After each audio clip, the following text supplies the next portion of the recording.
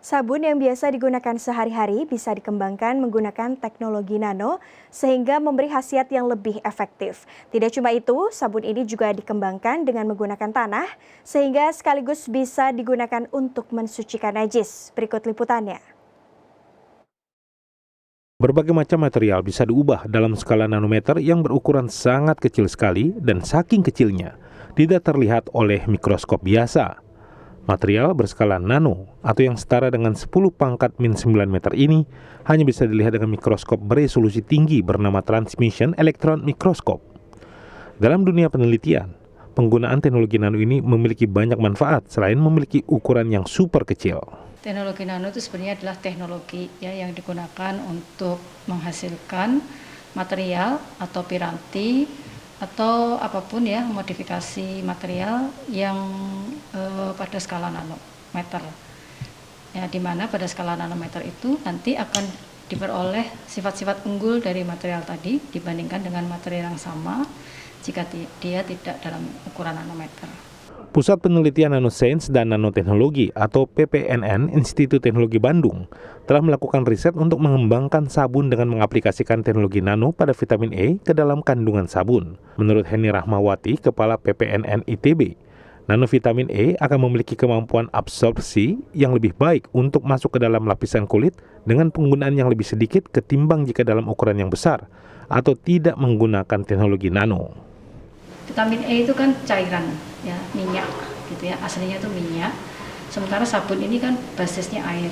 Jadi kalau minyak dengan air dicampur pasti tidak akan bercampur dengan baik ya. Jadi nanti akan mengganggu performa fisik dari sabun tadi. Jadi kami nanokan dalam bentuk nano emulsi minyak dalam air sehingga bisa dicampurkan dengan baik dalam formula sabun yang sudah ada. Selain itu, sabun cair ini juga dikembangkan untuk dapat mensucikan najis, karena itu di dalamnya dimasukkan kandungan tanah jenis kaolin dengan kandungan mencapai 20%. Teknologi yang dikembangkan PPNN dalam memasukkan tanah ke dalam sabun ini adalah agar tanah tidak mengendap dengan cara menambahkan pengental yang dapat mempertahankan distribusi tanah di dalam sabun. Hasil penelitian PNN ITB yang dilakukan selama 6 bulan ini, kemudian ditransfer ke mitra yang memiliki badan hukum untuk komersialisasi. Kemudian diproduksi sesuai dengan persyaratan industri, juga memiliki sertifikasi halal. Produk yang diluncurkan pada bulan April lalu ini sudah diproduksi hingga 5.000 botol dan sudah dijual bebas untuk umum.